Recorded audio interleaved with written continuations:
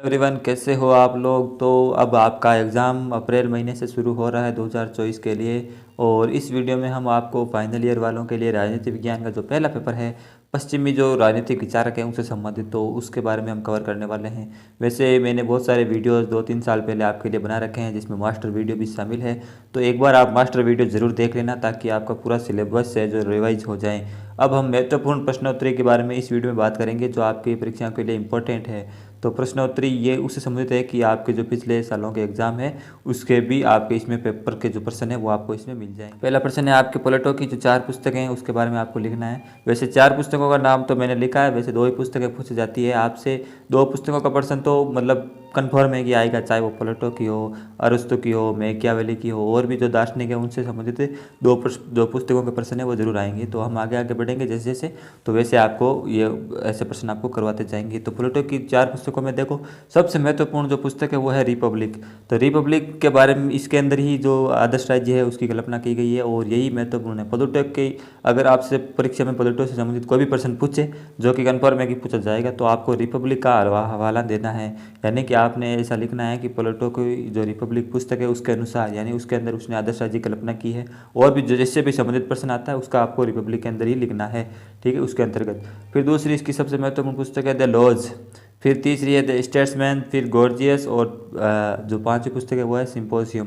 तो ये 5 पुस्तकें हैं। वैसे आपको 2 नाम याद कर लेने हैं सबसे ज़रूरी, रिपब्लिक और द लॉज, एक आप एक्स्ट्रा में याद कर लेना। ये 4 पुस्तकों वाला प्रश्न 2021 में या 22 में शायद पूछा गया था, तो इसलिए मैंने 4 पुस्तकों के नाम लिख दिए हैं, ठीक है। तो ये आपको 2 तो कन्फर्म याद कर लेने हैं, ठीक, अगर ये याद ना रहे तो। वो रिपब्लिक सबसे मोस्ट है इसके अंदर। अगला प्रश्न है आपके लिए कि अरस्तु के अनुसार दास्ता के 2 गुण क्या है। यानी अरस्तु ने दास्ता के कई गुण बताए दास्ता के अंदर। तो अब अरस्तु के अनुसार दास्ता के 2 गुण आपको बताने हैं। तो अब इस अरस्तु ये मानता है कि एक तो आदमी जो है जन्मजात, कुछ लोग हैं वो दास होने के लिए स्वाभाविक रूप से पैदा होते हैं। अब इसमें अरस्तु का क्या तर्क था, इसमें अरस्तु का तर्क था कि कुछ लोगों ने तर्क करने की क्षमता इसके अंदर कम होती है, यानी वो बचपन से ही जन्मजात ही वो बुद्धिहीन होते हैं, या उनके अंदर बुद्धि कम होती है, तो वो दूसरों की जो सेवा करने के लिए अनुकूल होते हैं, ठीक है। तो वो एक तो जन्मजात ही मतलब कुछ लोग जो है बुद्धि से हीन होते हैं, उनके अंदर कम बुद्धि होती है, तो वो दास बनने के लिए योग्य होते हैं। ये एक तो इनका पहला गुण है दास का। फिर दूसरा दास का गुण क्या है कि दास की जो उपयोगिता है, उससे क्या होता है कि अरस्तु के जो मानना ये था कि दासता जो है समाज के लिए उपयोगी है। अब उपयोगी कैसे है, कोई आदमी अगर दास होता है तो कैसे उपयोगी है, वो इसे कि जो दास है वो शारीरिक श्रम करते हैं, जिससे अन्य नागरिकों को अधिक बौद्धिक और राजनीतिक कार्य करने पर ध्यान केंद्रित करने का मौका मिल जाता था। मतलब ये है कि अगर मान लीजिए जो दास लोग हैं वो शारीरिक श्रम करते हैं, वो अगर सेवा पानी कर लेते हैं, जो बौद्धिक और जो इंटेलिजेंट लोग हैं उनकी सेवा करते हैं, तो वो दूसरे काम कर सकते हैं, वरना उनको भी शारीरिक काम करना पड़ेगा तो उनको क्या टाइम नहीं मिलेगा, मतलब ये बौद्धिक और राजनीतिक कार्य करने के लिए। तो इसलिए एक तो जन्मजात कुछ लोग मतलब बुद्धिहीन होते हैं, तो वो जन्म से ही दास होते हैं, और दूसरा उपयोगिता के आधार पर भी दासता का ये गुण माना है अरस्तु ने, ठीक है। अब अगला प्रश्न देखते हैं। अगला प्रश्न है मैकियावेली के बारे में। मैकियावेली के भी बहुत सारे इंपॉर्टेंट प्रश्न आते हैं। तो मैकियावेली ने जो राजकुमार के 2 गुण बताए हैं वो आपको लिखने हैं। वैसे तो गुण कई सारे हैं, लेकिन आपको 2 गुण इसके अंदर प्रश्न में पूछा गया था पिछले सालों के अंदर। तो राजकुमार के अनुसार मैकियावेली के अनुसार राजकुमार के क्या गुण होने चाहिए। तो मैकियावेली के अनुसार राजकुमार में देखो, एक तो वो दृढ़ संकल्पित होना चाहिए, बुद्धिमान होना चाहिए, न्यायप्रिय होना चाहिए, साहसी भी होना चाहिए, करुणामय होना चाहिए। ये तो इसके आवश्यक गुण हैं। अब आवश्यक के अलावा कुछ गुण ऐसे भी होने चाहिए जो मतलब हो या ना हो, मतलब वो ज़रूरी नहीं है। जैसे धोखेबाज भी राजकुमार के अंदर होना चाहिए, अनैतिक भी हो सकता है, मतलब वो अपना काम निकालने वाला हो। और ऐसा नहीं है कि वो एकदम युधिष्ठिर की तरह न्यायप्रिय हो, तो धर्म और अधर्म के बीच मतलब जो अगर अन्याय होता है तो भी वो देखता रहता है, इस प्रकार की चीज़ें नहीं होनी, अपना काम निकालने वाला राजकुमार होना चाहिए। तो दृढ़, बुद्धिमान, न्यायप्रिय, साहसी, करुणामय, और इसके साथ ही धोखेबाज और अनैतिक हो तो भी चलेगा, कोई दिक्कत नहीं है। ये राजकुमार के गुण बताए किसने, मैकियावेली ने, ठीक है। अब बात करते हैं चौथा प्रश्न की कि लॉक के अनुसार जो है प्राकृतिक अधिकार क्या है, उस पर टिप्पणी करनी है आपको। तो देखिए, जॉन लॉक है उसके अनुसार प्राकृतिक अधिकार वे होते हैं जो मनुष्य को जन्मजात प्राप्त होते हैं। प्राकृतिक मतलब जो प्रकृति से प्राप्त होते हैं, जैसे कि जीवन का अधिकार, स्वतंत्रता का अधिकार और संपत्ति का अधिकार। सरकार का उद्देश्य इन अधिकारों की रक्षा करना है। यदि सरकार इन अधिकारों का उल्लंघन करती है तो लोगों को विद्रोह करने का भी अधिकार है। ये जॉन लॉक ने प्राकृतिक अधिकारों की बात कही है। अब इसके अलावा जॉन लॉक के साथ एक जो इसके विपरीत में दार्शनिक होता है वो है हॉब्स।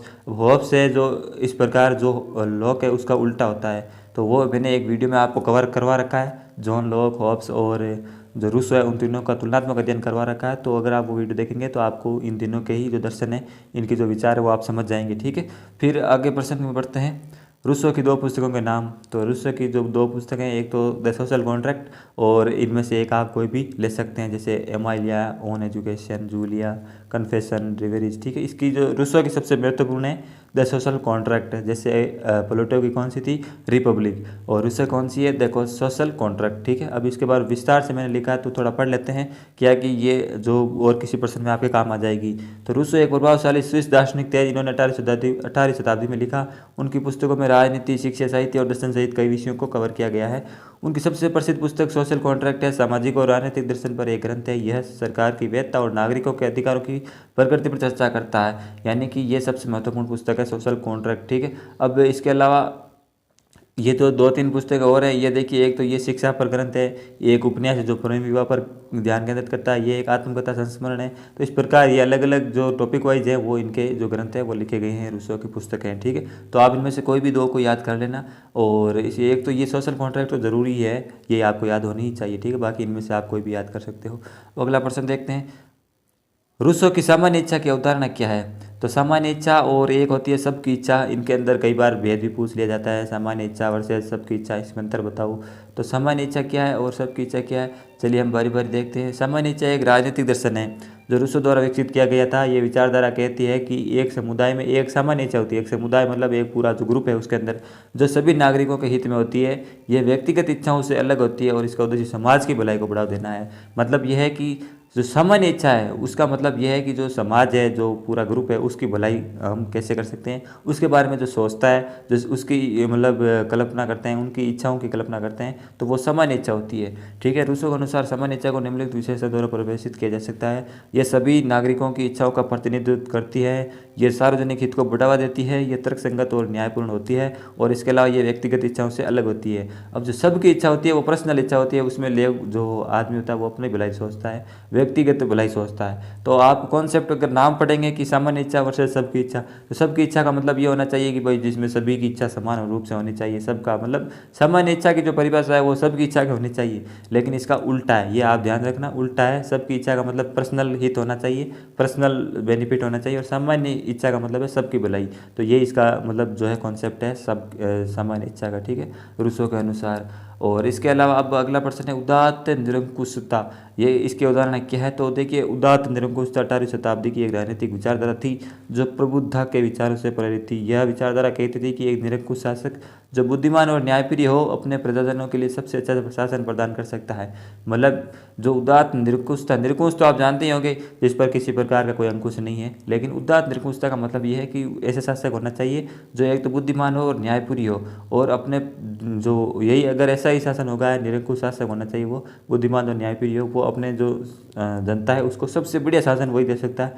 लोकतंत्र वगैरह, राजतंत्र वगैरह उसमें कुछ नहीं है, एक निरंकुश शासन होना चाहिए, और वो क्या है, बुद्धिमान और न्यायप्रिय भी होना चाहिए। इसके अलावा देखिए इसकी विशेषता क्या है, एक तो इसके अंदर निरंकुश शासन तो होगा ही, इसके अलावा प्रबुद्धता के विचार, उदात्त निरंकुश शासक प्रबुद्धता के विचार से प्रभावित होते हैं, जैसे कि तर्कवाद, धार्मिक सहिष्णुता और मानव अधिकारों में विश्वास, ये लोग करते हैं उदात्त निरंकुशता के अंदर। फिर जनता की भलाई, ये इसके अंदर मतलब जनता की भलाई कैसे हो, इसी के अंदर जो उसका मुख्य लक्ष्य है प्रजनों की भलाई को बढ़ावा देना। तो ये उदात्त निरंकुशता हो गई। मतलब एक शासन तो निरंकुश होना चाहिए लेकिन प्रजा की भलाई होनी चाहिए, ठीक है। खूब ऐसी कॉन्सेप्ट इसका ये है। अगला प्रश्न देखिए, सार्वभौमिक परोपकार।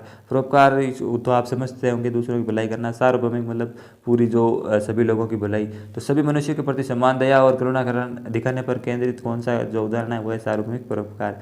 इसका क्या अर्थ है, समानता, सभी मनुष्य समान है और समान के योग्य है, दया, सभी पर दया करनी चाहिए, सहायता, हमें जरूरतमंदों की सहायता करनी चाहिए, न्याय, हम सभी के साथ न्यायपूर्ण व्यवहार करना चाहिए। तो ये सार्वभौमिक परोपकार की अवधारणा होती है।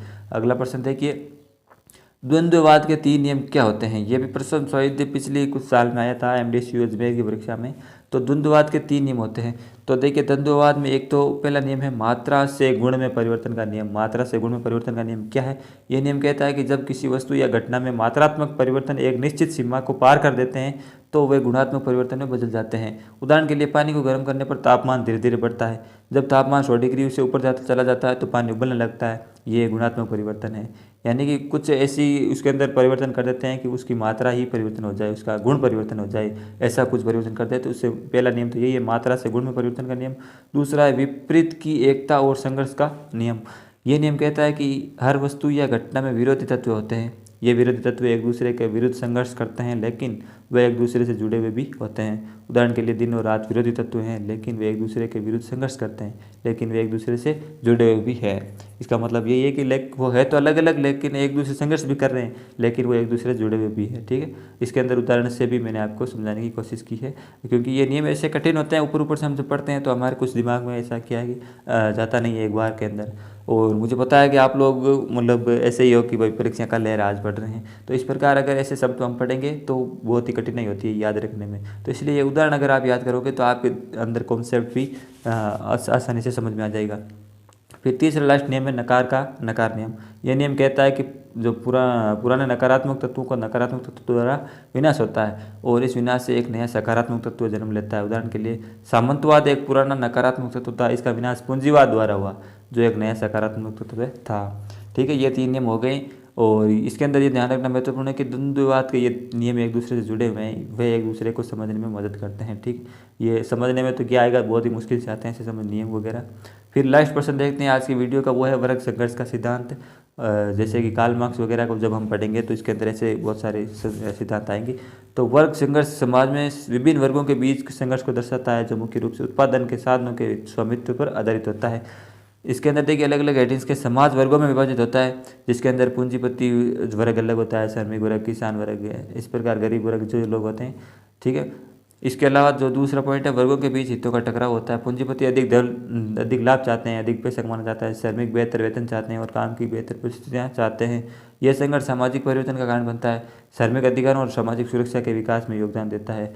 फिर उदाहरण के लिए देखो फ्रांसीसी क्रांति, औद्योगिक क्रांति में श्रमिकों का संघर्ष आलोचना, इसके अंदर ये सरल और हिंसा को बढ़ावा देता है, और ये सिद्धांत समाज को समझने और सामाजिक परिवर्तन का विश्लेषण करने में मददगार हो सकता है। तो ठीक है, ये आज के केवल 10% है इस वीडियो में, ज़्यादा लंबा हो जाएगा वीडियो। ठीक है, और ये PDF आपको टेलीग्राम पे मिल जाएगी, और पूरी इसके जो बाकी के प्रश्न है वो आपको साथ में मिल जाएंगे उस टाइम पे। ठीक है, तो वीडियो को लाइक कर देना अगर आपको अच्छा लगे तो। मिलते हैं, टेक केयर, जय